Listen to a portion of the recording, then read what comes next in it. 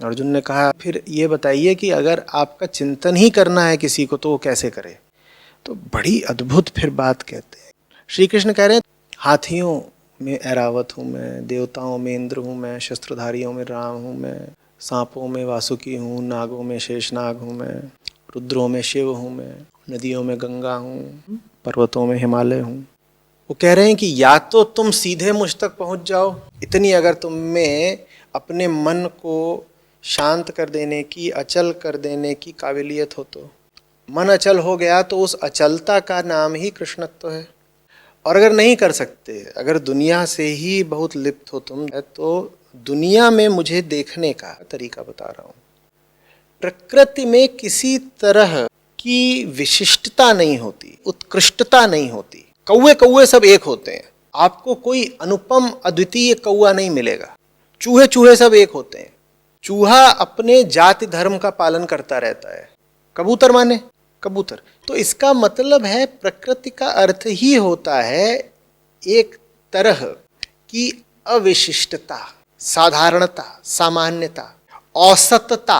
प्रकृति में सब एक जैसे हैं, कोई खास नहीं है। जब कोई खास नहीं है, सब एक ही जैसे हैं, तो सब क्या हुए? औसत दर्जे के। जहां संसार में किसी किस्म की प्राकृतिक उत्कृष्टता संभव ही नहीं है, तब भी जादू हो जाता है, उत्कृष्टता दिखाई पड़ जाती है। और हर उत्कृष्टता आसमान की ओर संकेत है और प्रकृति के विरुद्ध विद्रोह है। जब सबको एक जैसा होना चाहिए था तो कोई खास हो कैसे गया? जो खास हो गया उसको तुम मानो कि वही भगवान तो नहीं तो भगवत्ता का प्रतिनिधि जरूर है। नहीं, चूहा चूहा एक जैसा, कौवा कौवा एक जैसा, शेर शेर एक जैसा, सबको एक जैसा होना चाहिए था। कोई अलग कैसे हो गया? ये जो अलग हो जाना है, ये जो खास हो जाना, विशिष्ट हो जाना है, ये बड़ी अद्भुत बात है। श्री कृष्ण कह रहे हैं तुम इसी बात का इस्तेमाल कर लो। जो सबसे अलग हो तुम उसी को कृष्ण मान लो। तो पर्वतों में जो सबसे ऊंचा पर्वत है वो पूजनीय हो गया। शस्त्रधारियों में जो सबसे बलवान और विजेता शस्त्रधारी हैं वो अलग हो गए, क्योंकि उसको भी बाकियों के जैसा ही होना चाहिए था ना। वो बाकियों के जैसा नहीं है, इसका मतलब उसमें कुछ तो है जो प्रकृति से बिल्कुल अलग है। गाय ऐसा पशु है जो न्यूनतम आक्रामक व्यवहार दिखाती है। तो ये पाया गया कि पशु पशु सब पशु हैं, गाय में कुछ ऐसा है जो पशुओं से भिन्न है। थोड़ा गाय में उत्कृष्टता पाई गई तो गाय को गौ माता कह दिया गया। कृष्ण कह रहे हैं जहां कहीं ऐसा तुम्हें कोई भी उदाहरण मिले तुम उस उदाहरण को ही मेरा प्रतीक मान लेना। एक्सीलेंस जहां भी दिखाई दे, डिस्टिंक्शन जहां भी दिखाई दे, उत्कृष्टता और विशिष्टता जहां भी दिखाई दे, समझ लो ये कृष्ण का काम है, वरना ये हो ही नहीं सकती थी। प्रकृति ने तो पूरा इंतजाम कर दिया था कि इस पृथ्वी पर न कुछ उत्कृष्ट हो और न कुछ विशिष्ट हो। लेकिन प्रकृति के इस प्रबंध के विरुद्ध अपवाद मौजूद होते हैं, एक्सेप्शंस मौजूद होते हैं। कृष्ण यहां पर उन्हीं अपवादों की बात कर रहे हैं। कृष्ण कह रहे हैं जहां कहीं भी वो अपवाद, एक्सेप्शंस दिखाई दें, बोलना कृष्ण मिल गए।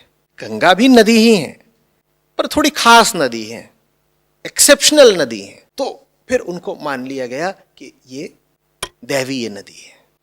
हर शिखर प्रकृति के विरुद्ध एक अपवाद होता है, एक चुनौती होता है। शिखर आ कहां से गया? प्रकृति को तो शिखर पसंद ही नहीं है, वो तो ये चाहती है सब एक जैसे रहें। और देखो ना प्रकृति के इंतजाम में सब एक जैसे हैं कि नहीं? जो तुम्हारे साथ होता है उसके साथ होता है, शारीरिक तल पर। मानसिक तल पर भी जो तुम्हारी वृत्तियां होती हैं उसकी वृत्तियां होती हैं।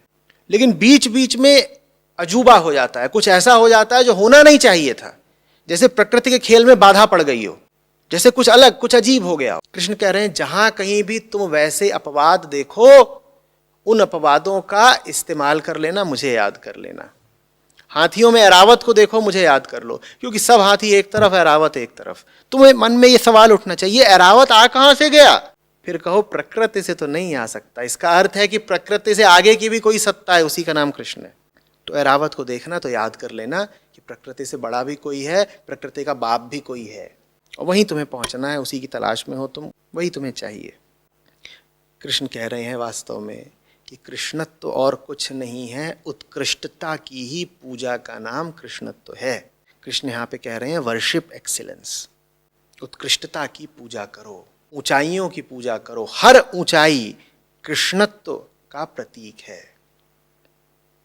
इसका मतलब है कि वो लोग जिनके जीवन में किसी भी तरह की उत्कृष्टता नहीं है, ऊंचाई नहीं है, वही वो लोग हैं जिनके जीवन में कृष्ण कहीं नहीं है। बस प्रकृति है, शरीर है, देह है, मलमूत्र है। अपने आप से सवाल पूछिए, कोई भी क्षेत्र है जीवन का जिसमें आप उत्कृष्ट हैं, विशिष्ट हैं, एक्सीलेंट हैं? अगर नहीं है तो कृष्ण से तो बहुत ही दूर हैं आप। एक्सीलेंस कहाँ है?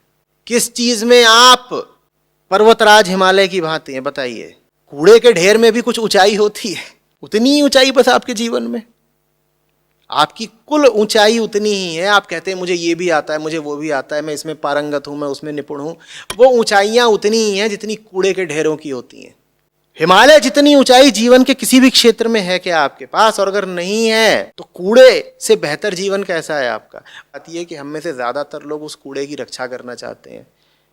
जब मौका मिलता है उस कूड़े से ऊपर उठने का, ऊंचाइयां पाने का, तो हम चिहुक जाते हैं, पीछे हट जाते हैं।